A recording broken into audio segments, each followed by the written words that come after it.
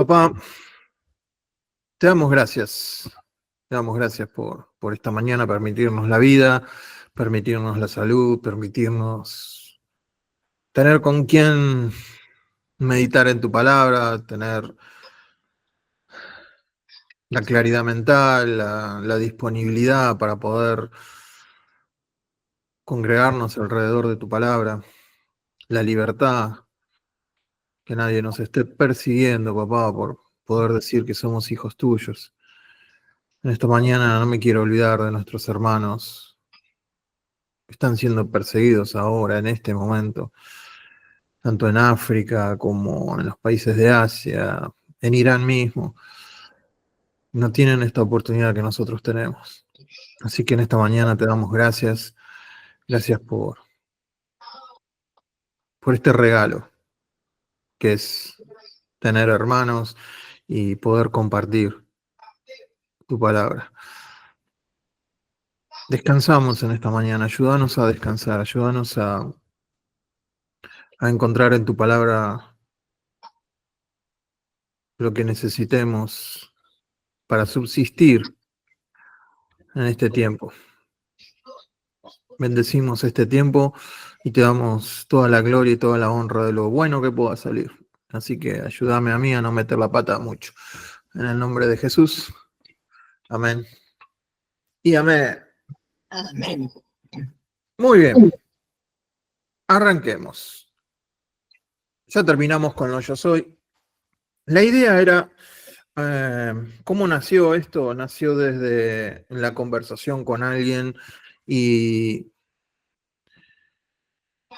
la preocupación de esta persona de que, según él decía, que la iglesia está fría. No, a veces tomamos una parte por el todo, a veces pensamos que porque hay gente que conocemos que está fría, tendemos a decir que toda la iglesia está fría. Yo no comparto con él la idea de que la iglesia está fría. Habrá un grupo, habrá gente que nosotros conocemos, cercanos o lo que sea, pero no tiendo a pensar que toda la iglesia está fría. Y entonces dije, bueno, vamos, me voy a poner a estudiar, me voy a poner a indagar cómo va a ser ese frío, cómo va a ser esa frialdad que sí está profetizada, de que sí sabemos que viene. Entonces, la idea desde este humilde lugar es poder entender las señales de lo que va a ser ese enfriamiento. Entender cómo van a venir las situaciones. De esta manera no, y este estudio no pretende señalar a nadie, no pretende declarar que estamos en esa situación, sino es como, a ver, vamos a ponerlo de esta manera. El Titanic se hundió. Perdones para los que no lo sabían y querían ver la película, ya les conté el final. El Titanic se hundió, lo anoté acá. Dice, el 14 de abril de 1912 se hundió. Ese día chocó el Titanic, 14 de abril. El 11 de abril llegaron barcos desde Nueva York a Londres y reportaron hielos flotantes en la ruta. Primer información. De todas maneras, el Titanic salió, no es imposible hundirlo, ni Dios lo va a hundir. Bueno, una confianza en ellos mismos, pese a las noticias de que había hielo. El mismo 14 de abril, el buque, el Mesaba, transmitió por, no sé qué será, la comunicación interna entre los barcos, que había campos de hielo grandes y que había icebergs en la ruta. Más cercano al horario del choque, el California, otro buque, avisó que estaba parado él. Estaban parados porque ya los había rodeado un campo de hielo. Entonces mandó señales de alerta. Los mensajes no llegaron al puente de mando porque los telegrafistas estaban sobrecargados de información para los pasajeros. A las 23:40 chocó, en 3 horas se hundió. ¿Qué podemos entender de todo esto? El Titanic, en su propia confianza, que era insumergible, que Dios no lo podía hundir, se confió. Y el choque, el desastre, no vino por falta de información, sino por falta de atención. No estuvieron atentos a los mensajes que sí les estaban llegando. Entonces la idea de esto es que por nosotros podamos discernir el cambio de estación, si es que no toca vivir ese tiempo, que lo podamos discernir, que podamos discernir el cambio espiritual que está sucediendo o que va a suceder o que llegará a suceder y que lo podamos comunicar, enseñar a aquel que esté preocupado o pensando que ya es el tiempo. Entonces, comencemos con lo que es el otoño del corazón. Yo le puse así, porque la verdad vamos a ir al invierno del corazón. Todo empezó con eso, con la idea de ver el invierno del corazón, pero dije, bueno, antes va a haber otras señales. Mateo 24, del 12 al 13, dice, acuérdense, ya lo hemos visto a todo capítulo 24 de Mateo. Hay toda una serie de estudios acerca del capítulo 24 de Mateo.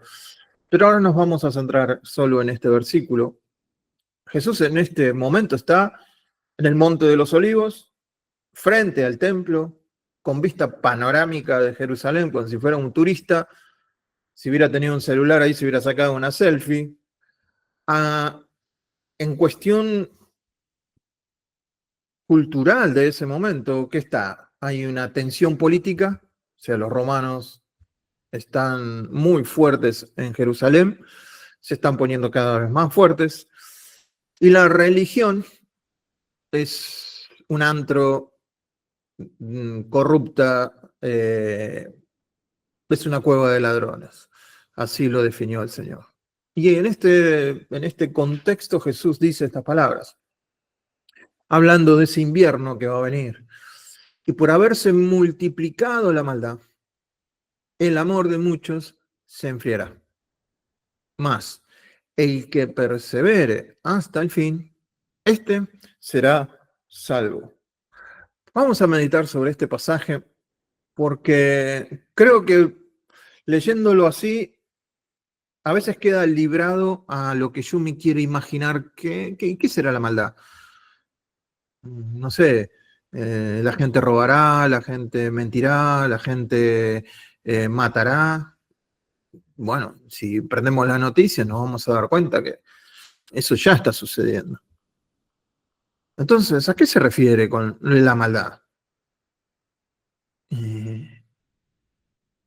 ¿Por qué se va a enfriar el amor de muchos? ¿Y qué significa perseverar hasta el fin? Entonces, más o menos con eso en mente, vamos a comenzar. La primera parte tiene que ver con el soplo. Y ya se van a dar cuenta por qué lo digo. Es la primera parte del versículo, donde dice, por haberse multiplicado la maldad. Vamos a ver qué es esto. La maldad. Algunas versiones ustedes van a leer que la palabra que aparece ahí es iniquidad, sobre todo las versiones más antiguas van a ver que por haberse multiplicado la iniquidad, pero vamos a lo más seguro, en el griego es anomia. La palabra maldad es anomia. La A significa negación o sin, y nomos es ley. Nomos es ley. Entonces, al haberse multiplicado el vivir sin ley, podríamos decirlo, el vivir sin ley, pero vamos a ir un poco más profundo en esto. Sin ley. Es el rechazo activo a la ley de Dios. Por haberse multiplicado la maldad, o sea, ahí deberíamos decir, por haberse multiplicado el rechazo activo a la ley de Dios. Esa es la maldad para Dios. Esa es la maldad para Dios. Como cuando vemos que el bien para Dios es que los creyentes se acerquen a Él, que los creyentes sean conformados a lo que Jesús es. Entonces, Ese es el bien de Dios. Por tanto, el mal que Dios ve es cuando sus hijos se apartan de él. Para él es la maldad, es esa. Después vemos los subproductos de esa postura, de apartarnos de Dios, robo, mentira, enfriamiento, todo. Pero el primer signo es un rechazo activo a la ley de Dios. Jesús en Mateo 7:23 dice a los religiosos que estaban haciendo milagros: apartados de mí, hacedores de anomia, misma palabra, hacedores de maldad. Apártense de mí, hacedores de maldad. Pero estaban haciendo cosas buenas. Pero Jesús no les dice esto porque no estaban haciendo nada, sino porque no vivían bajo su gobierno. Hacían las cosas, pero lo rechazaban a él.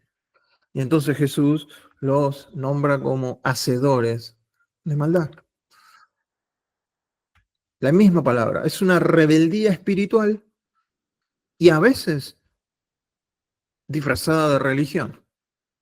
A veces esa rebeldía espiritual, ese rechazo al gobierno de Dios, puede tener ribetes, disfraces, caretas de religión. Pregunta: ¿será entonces la anomia no cumplir la ley mosaica? Rituales, los sábados, circuncisión, alimentos, fiestas. ¿A eso se estará refiriendo cuando dice anomia sin ley? Y sería un contrasentido porque para nosotros ya Jesús cumplió la ley. Entonces no es eso, no es los 10 mandamientos, sino que es vivir sin sujeción a la voluntad de Dios revelada en Cristo. Eso es multiplicar la maldad. Vivir sin sujeción a la voluntad revelada de Cristo. Entonces la pregunta que nos sale es: si anomia es sin ley, ¿cuál es la ley de Dios? La ley a la cual nosotros o algunos van a estar negando. Y 2 versículos entre tantos que podemos elegir, y vamos a poner a los 2 antagonistas, a los que siempre ponen para pelear, a Pablo y a Santiago. Pablo dice: la ley del espíritu de vida en Cristo Jesús. Fíjense que Pablo también usa la palabra ley. Es uno de los, es una de las palabras más difíciles para los que estudiamos la Biblia, poder entender lo que significa ley. Tenemos tan metido en nuestras cabezas que la ley son los 10 mandamientos, Levítico, Número, Deuteronomio, que esa es la ley, y sí es ley. Es la ley de Dios y también se le dice ley.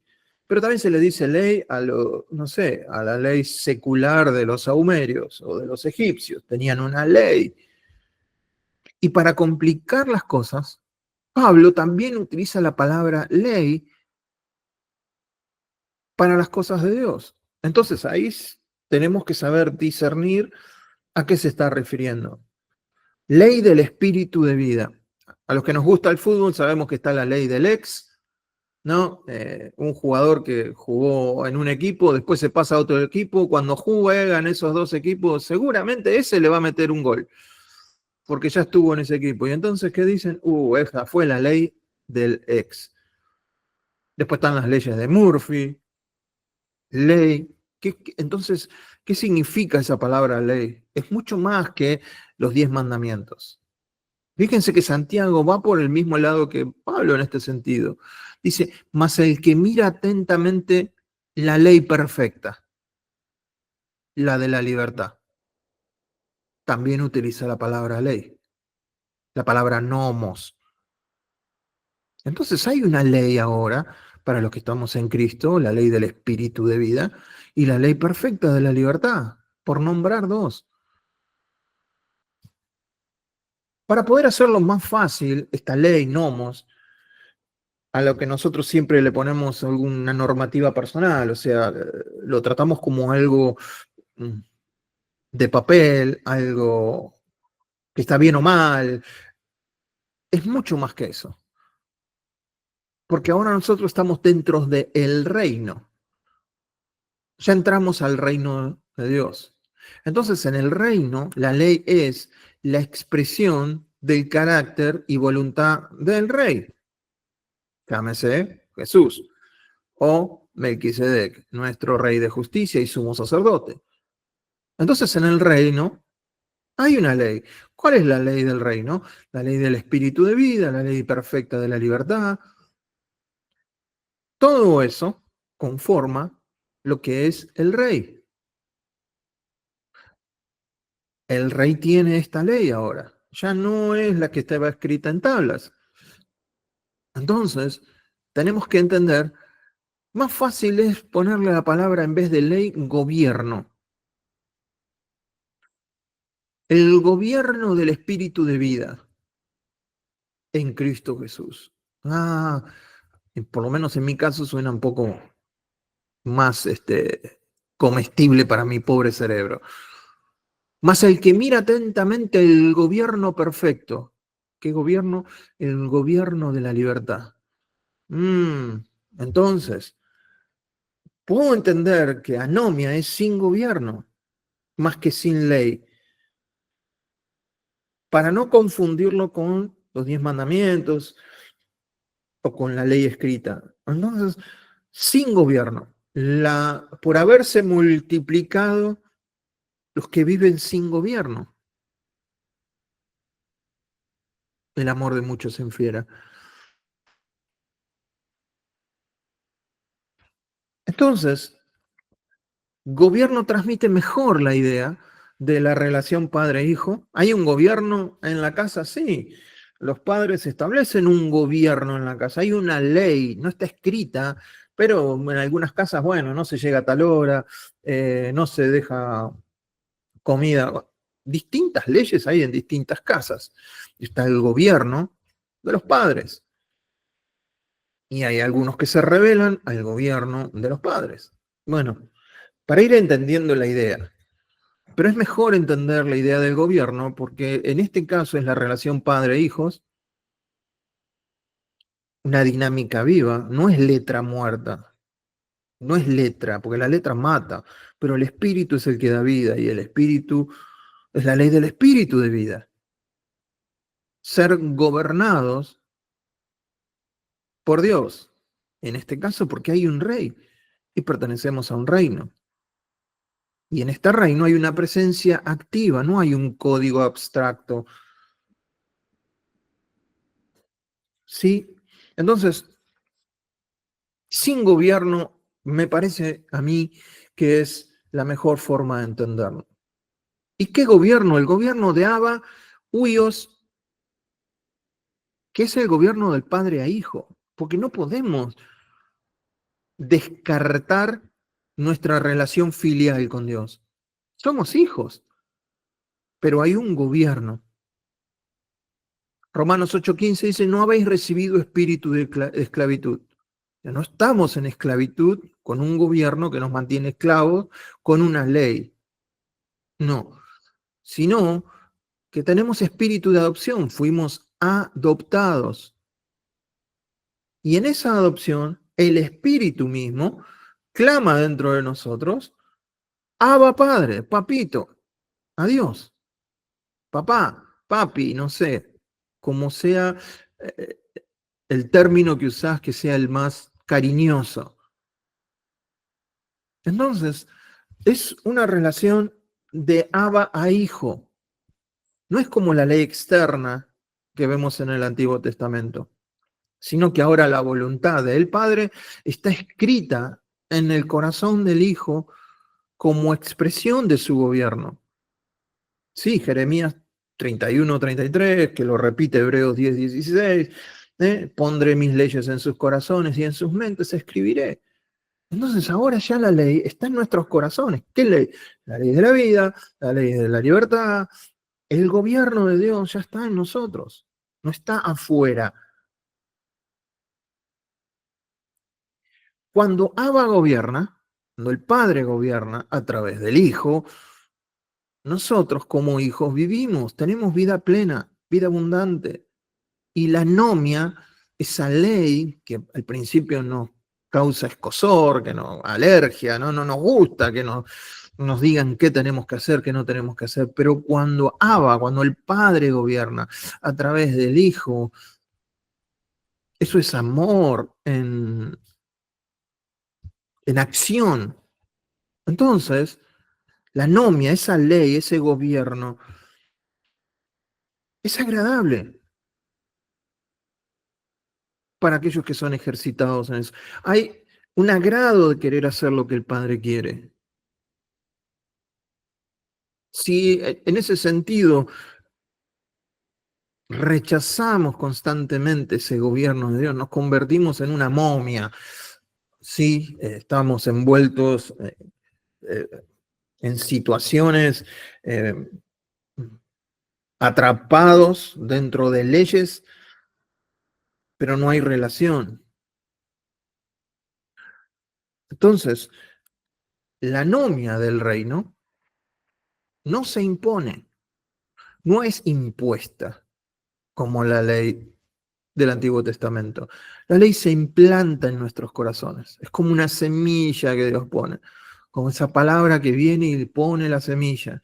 Y los que oyen al Padre, como buenos hijos, son esos que viven de acuerdo a lo que es implantado en el corazón.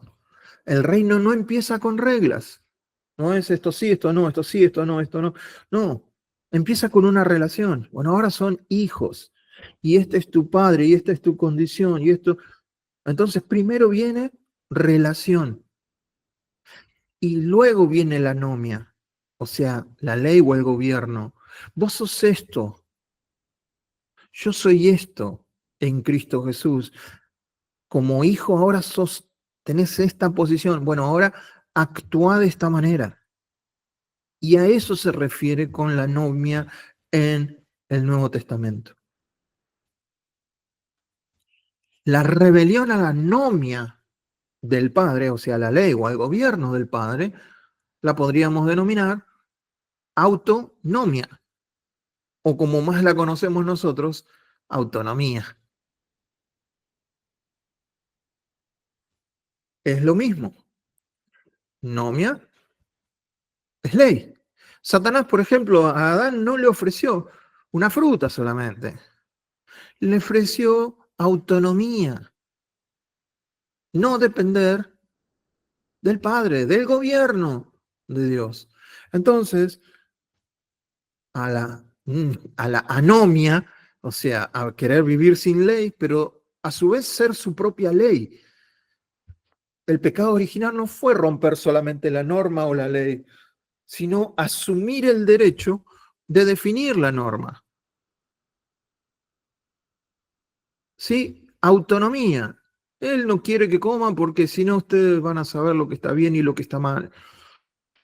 Entonces, ellos dijeron, no, vamos a probar así nosotros decidimos qué está bien y qué está mal. Y eso se convierte en autonomía.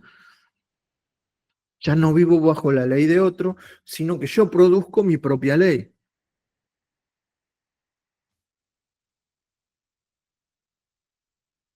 Entonces el Hijo, por ejemplo Jesús, Jesús mismo, el último Adán o el segundo Adán, eh, él mismo decía, yo no puedo hacer nada por mí mismo. No tenía autonomía. Él hacía lo que el Padre le decía que tenía que hacer. Y como nosotros vimos la semana pasada, ahora nosotros no podemos hacer nada apartados de Él. O sea que la autonomía es un engaño. La anomia, o sea, el vivir la maldad que está diciendo Dios acá, el vivir sin gobierno, enfría el corazón. La autonomía divide, separa. Hay una frase que es muy teológica, pero la voy a tirar, pero no la voy a explicar. Lo mejor es vivir en una teonomía filial. Es lo mejor que encontré. Teonomía, o sea, una ley de Dios, pero como hijos. Del yo sin ley, que es la anomia, al yo como ley, que es la autonomía. Y Dios dice, no, tenés que morir a eso para que el yo soy viva en nosotros. El Evangelio no nos devuelve otra vez el nomos, no nos devuelve la ley, nos devuelve al Padre, nos devuelve la relación padre-hijo.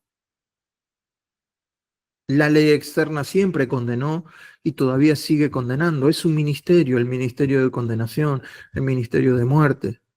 Por eso la autonomía engaña. Pero la ley en Cristo Jesús nos transforma. Gobernarse a uno mismo, no sé ustedes, yo lo he intentado y todavía salen algunos vestigios de querer gobernarse a uno mismo, de querer hacer uno, y ya sabemos los resultados, ya sabemos cómo termina todo eso. Entonces no hay nada mejor que vivir bajo la ley del Padre. Entonces tenemos, por haberse multiplicado la maldad la palabra es anomia, sin ley. Mejor la podemos entender sin gobierno. Pero también una vez que vivimos sin gobierno, es imposible vivir sin gobierno. Alguien tiene que mandar y entonces el que manda es uno mismo y eso es autonomía. Mi ley es suficiente. Lo que yo decido es ley. Entonces tenemos el soplo. ¿Por qué le puse el soplo? Porque la anomia es algo que sopla como un viento frío, como el día de hoy. Es algo que va soplando y que va enfriando. Por eso el amor de muchos se enfriará. Y es una consecuencia totalmente lógica que alguien que ha decidido no vivir bajo el gobierno de Dios, automáticamente el amor se enfríe, porque el amor es Dios. Dios es amor. Entonces yo puse lo quise parafrasear porque estuve entre todas las cosas que investigué, digo, si vamos a hablar de frialdad, ¿cuáles son los pasos que ocurren cuando una persona muere de hipotermia? Un poco necrológica a mí, pero ¿cómo se muere una persona de hipotermia? O sea, de frío. Personas que mueren congeladas. Algunos piensan yo pensaba que era una muerte terrible morir de frío. Sin embargo, primero viene el frío. Después hay señales de que estás entrando, el cuerpo te envía señales, temblores, te envía mucha sed, pero cuando el frío no sigue manteniéndose, el mismo cuerpo se va preparando y entonces empezás a ver alucinaciones, te empieza a entrar un sueño. No sufre la persona que muere de frío, sufre al principio, pero ya después el cuerpo se prepara para una muerte. La persona se muere durmiendo, pensando que está bien. Se empieza a autoconvencer que está bien. El cuerpo mismo envía esas señales diciendo, no, estás bien, pero se está muriendo de frío. Y muere dormida. Ahora llevemos esto a lo espiritual. Y por eso primero viene el soplo, después viene un sueño. El amor de muchos se enfriará. El amor, como todos ustedes deben estar suponiendo, la palabra es ¿qué tipo de amor? El amor ágape, el amor divino, el amor sacrificial, el incondicional, el que viene de Dios. El amor que viene de Dios se enfriará. En Mateo este término aparece pocas veces, o sea, el ágape no lo usa mucho Mateo, pero acá lo muestra como una enfermedad interna. ¿De quiénes? De los discípulos, no del mundo. El mundo no puede tener ágape, porque nadie puede tener el amor de Dios si no tiene a Cristo, porque no tiene a Dios. Entonces la maldad que estuvimos viendo se ve íntimamente ligada a que el amor de muchos se enfríe. ¿Por qué? Porque ese soplo helado de la anomia, del vivir sin gobierno o de rechazar el gobierno de Dios constantemente, hace que el amor se enfríe, o sea, que Dios se apague, o que el fruto de Dios se apague en nosotros, el fruto del Espíritu, ¿cuál es? Amor. Entonces la persona ya no va a tener gozo, no va a tener paciencia, no va a tener benignidad, no va a tener bondad, no va a tener fe, no va a tener mansedumbre, no va a tener fidelidad, no va a tener dominio propio. Entonces, una persona en ese sentido es una persona ligada a hacer maldad. Pero esta es una recomendación a los discípulos. El amor que se enfría no es un amor superficial. El mismo que antes estaba vivo operando en la comunidad de fe. Ese amor incondicional que Dios pone en nuestros corazones para tratar a los demás, para tratarnos a nosotros mismos, va desapareciendo. Entonces tenemos que entender que esto que Jesús está diciendo en el Monte de los Olivos es una advertencia a los creyentes, porque es imposible que el amor se apague de alguien que no tiene a Dios, lo repito. La persona puede tener moral, sí, pero puede tener moral y no sin autoridad divina. La persona puede tener una religión, sí, pero no tiene rendición a Dios, rendición de cuentas, rendición de su vida. Puede haber palabras inclusive de fe de alguien, pero si no hay obediencia, ese discípulo no tiene amor. La palabra se enfriará. No me pidan que se las diga, porque es un choclo, pero más o menos dice sugestesetai, sugetesetai, no me lo pidan. Y ahí es donde viene la palabra, se enfriará, es un soplo. El tiempo de este verbo es un futuro pasivo. Entonces quiere decir que la persona va a tener una influencia externa que va a ser enfriado. La imagen es como apagar un fuego con un soplo constante, no es un y se apagó, es un constante. Implica una acción externa que apaga lo que antes ardía. La maldad, o sea, la anomia, va enfriando el amor. Y cuando lo vemos así, obviamente que este versículo lo conocemos todos, todos lo sabemos, pero cuando lo vemos así, con estos términos, a mí me entró mucha más claridad, mucha más lógica lo que está diciendo Jesús, porque a la hora de negar el gobierno de Jesús en nuestras vidas, eso hace que el espíritu se apague. Y por ende, el amor se va a enfriar. ¿De quiénes? De aquellos que en algún momento decidieron seguir a Jesús, porque de otra manera es imposible. Entonces, ¿por qué se enfría ese amor? Porque no hay palabra viva gobernando el corazón del creyente. Ya no, esa persona al renegar del gobierno de Jesús, ya no está viviendo por fe. El yo toma el control, hay una autonomía. El espíritu se apaga y el amor deja de fluir.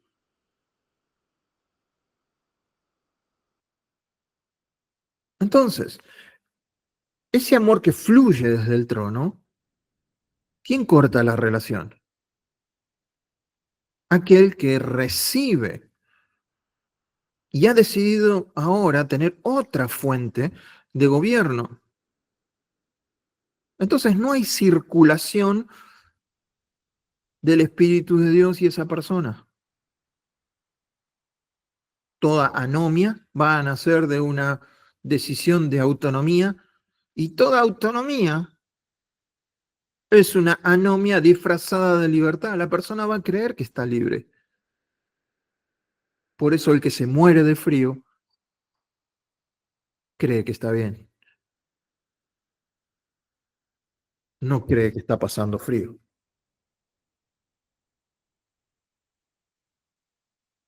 Más el que persevere hasta el fin, este será salvo. Y acá hay algunos errores que debemos corregir. Perseverar, la palabra es hipomeinas, que significa permanecer bajo, y está totalmente alineado con lo que está diciendo el texto, es permanecer bajo el gobierno de alguien, bajo, aun cuando las situaciones se pongan complicadas, permanezco bajo el gobierno de él, porque nosotros somos participantes de, de esta salvación. La imagen es como... no, esto es del PowerPoint anterior. No es pasividad, es resistencia activa, fidelidad paciente. Fíjense, no es pasividad esto de perseverar.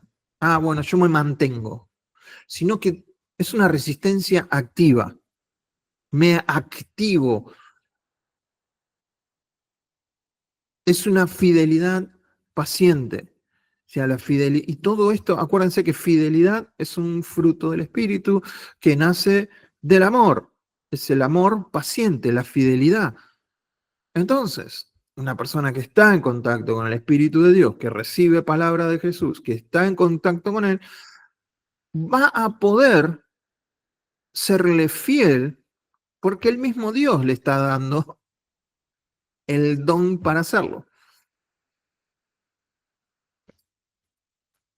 No se trata solo de durar, sino de resistir con propósito, con fidelidad a Cristo. Entonces, más el que persevera hasta el fin, este será salvo. Esta afirmación es una afirmación de resultado, no de causa. Es importante detenernos un poquito acá. Porque alguno de nosotros puede pensar, bueno, yo persevero. Si yo persevero, yo voy a ser salvo. Si yo me mantengo, yo voy a ser. Y es muy finito, pero no es correcto. La salvación no viene o no es por perseverar. Pero todos los que verdaderamente son salvos, perseveran. ¿Se entiende? La salvación no es perseverar. Pero todos aquellos que son salvos, perseveran. Yo perseveré, entonces me salvé. Miren, imaginen, pongamos esa locura de decir, el momento que estamos enfrente del Señor y decir, ah, yo estoy acá porque yo perseveré. No, vos estás acá porque yo morí por vos. La gracia inició la obra. Fue un regalo de Dios la salvación. La salvación es solo por gracia. La gracia nos sostiene. Y la gracia es la que nos lleva a cumplir todo lo demás. Todo es por gracia de principio a fin. Entonces, el permanecer es una causa de ser salvo. El ejemplo de un rescatista y un helicóptero. Supongamos que viene el helicóptero, viene el rescatista, baja, ¿no?, a la persona que está en el medio del mar, la que está rodeada de fuego, lo que sea. Viene el rescatista, baja y el rescatista asegura a la persona. Le pone un arnés, la ata bien y el helicóptero lo saca, lo salva de esa situación. ¿Cuál fue la participación de la persona? La única participación de la persona es no rechazar el rescate. Todo lo demás lo hizo el rescatista. Entonces, perseverar es no rechazar el rescate mientras Dios nos sostiene.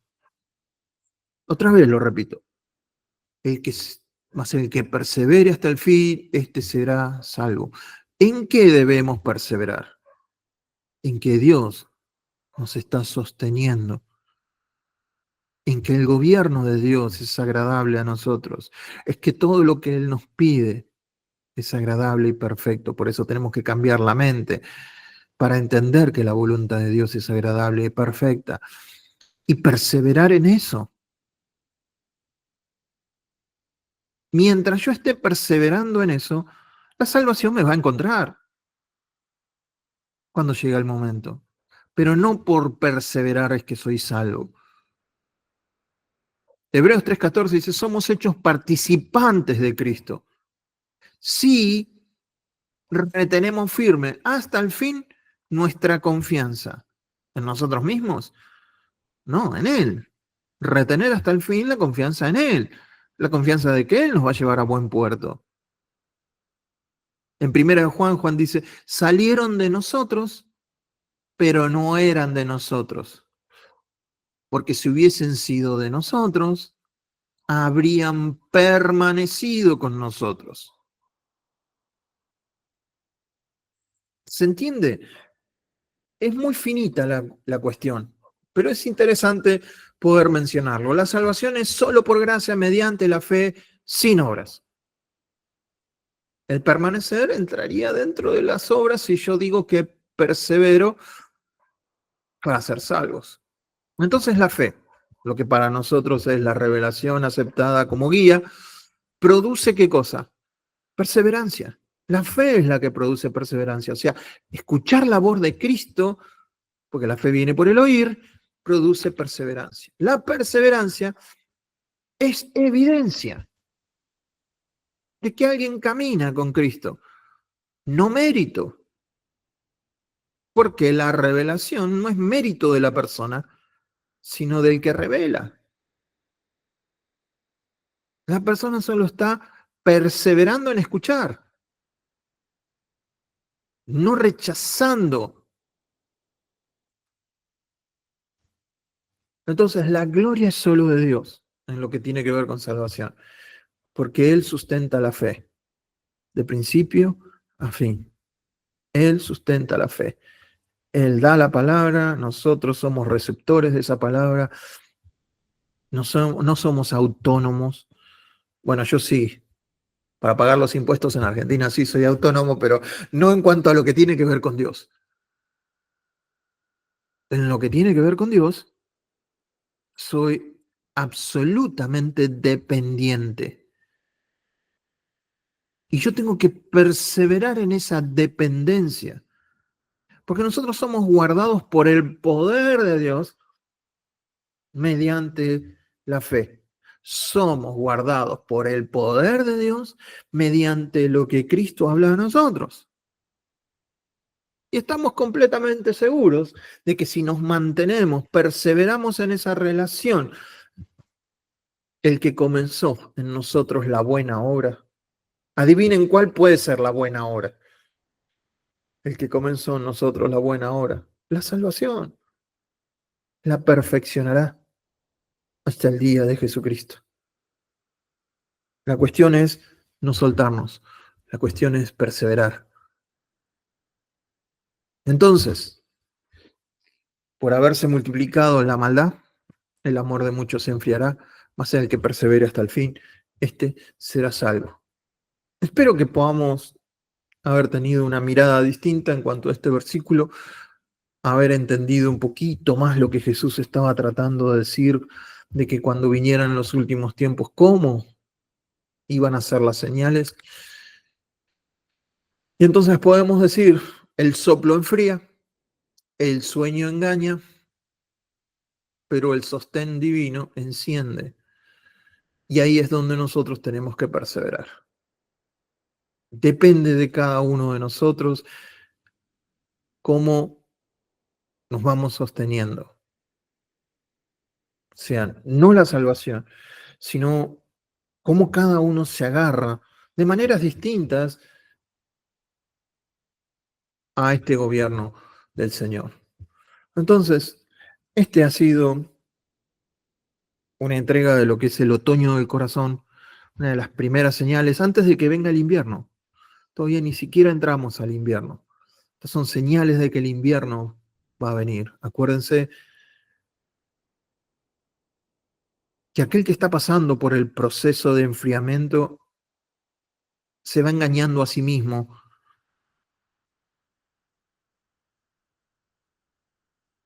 para no sufrir. El cuerpo genera señales, se va preparando para una muerte.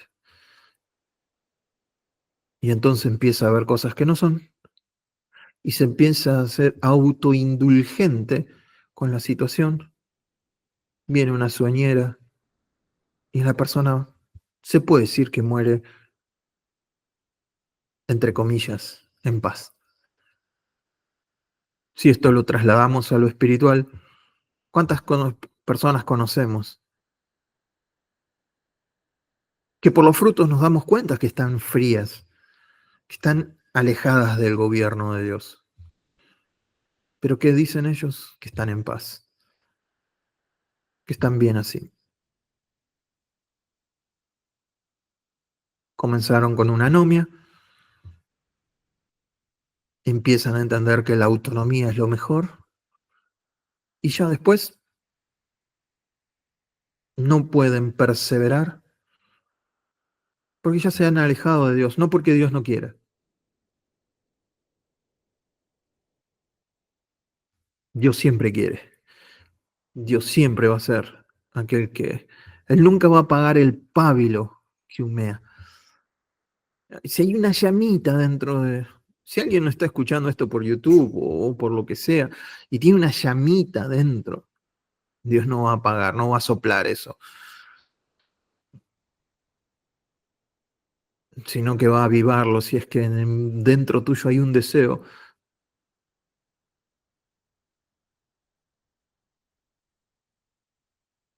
Pablo le dice a Timoteo, aviva el fuego del don que está en ti. Entonces, Dios nunca lo va a apagar. Ahí tiene que haber un deseo de avivar las cosas de Dios en nosotros y Dios nunca se va a oponer a eso, lo cual es genial.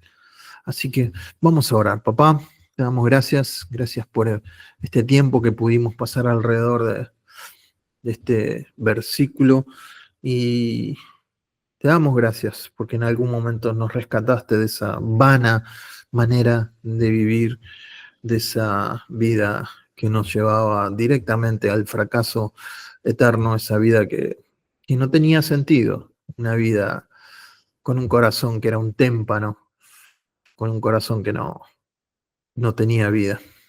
Pero aún así, muertos en delitos y pecados, vos nos diste vida juntamente con Cristo. Y con Cristo ahora estamos sentados y vivimos para vos. Ayúdanos a no renegar de tu gobierno. Ayúdanos a que siempre seamos sensibles a tu palabra y a que ese invierno espiritual que va a venir, si nos toca vivirlo, que lo podamos discernir antes de que llegue. Que podamos despertar a los que estén cerca nuestros, a los que puedan tener un oído para nosotros, para advertirlos, no para juzgarlos. Y que podamos, de alguna manera, ser esa lucecita que alumbra en ese tiempo. Gracias te damos, papá, en el nombre de Jesús. Amén y amén.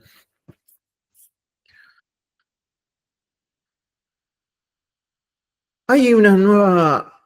Se me ocurrió hacer algo porque esos momentos incómodos que hay cuando yo digo, ¿tienen alguna pregunta o algún comentario? Y esos silencios eternos que me carcomen el corazón. Digo, vamos a ver si podemos hacer algo. Y entonces, momento play es reproducir la luz aplicándolo a nosotros mismos de lo que hemos escuchado hoy, de lo que yo humildemente les presenté. ¿Qué es esto?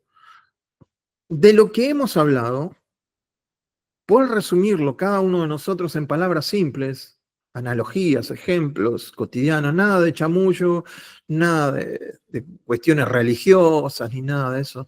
sino poner algo simple. ¿Qué encendió algo? ¿Qué te encendió dentro tuyo? Y es poder hacer una explicación clara de esto, un poco más luminosa de lo que lo hice yo, es que tenga un flujo de sentido. O sea, que esto que hemos visto lo pueda entender hasta un niño. ¿Cómo? Y aplicarla también, ¿sí? Explicar y a la hora de explicar esto, poder encontrar algunas lagunas que por ahí tenemos en nosotros y que es necesario tratar. ¿Y qué parte de mi vida esta verdad todavía no manda? ¿O qué parte de mi vida esto, qué peligros puedo tener para que esta verdad que estoy explicando de manera sencilla, ¿verdad?, puede ser un escollo en mi vida? Yo saqué estas conclusiones, pero esta va a ser la única vez que voy a poner mis conclusiones. El problema no es solo hacer cosas malas, sino vivir sin gobierno. Este es mi resumen. En cuanto a la luz que produjo en mí, a mayor dependencia, a mayor descanso en él, a mayor permanencia, mayor amor de él en mí, y entender que el amor no se apaga de golpe, es un proceso. ¿De dónde podría venir el frío en mi vida? Es una situación que tengo que meditar en mis relaciones, en mis consumos, en lo que yo hago de mi vida. ¿De dónde puede venir el frío de la anomia? Y otra de las cosas que voy a implementar es en mi oración diaria involucrar el no quiero enfriarme.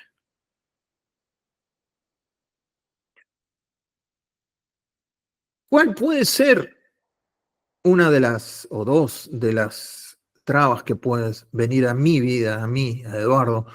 La mentira de que mi conocimiento me guarda. No sé si conozco mucho, poco o nada de la palabra, pero a veces uno piensa que ese conocimiento, con ese conocimiento alcanza. Con que la buena doctrina ya está. Pero la conclusión es que uno necesita rendición diaria. Eso es lo que yo pude sacar de esta enseñanza para mi propia vida. Así que me gustaría, va a costar al principio, pero resumir que cada, no sé, los que tengan ganas de decir cómo pueden explicar esto y qué luz despertó en ustedes y cuáles son las ideas que nos pueden dar de cómo van a aplicar esto en su vida. No sé, vamos a ver si funciona. Los escucho. ¿Alguien tiene algo que decir? O, obviamente esto no va a quedar grabado.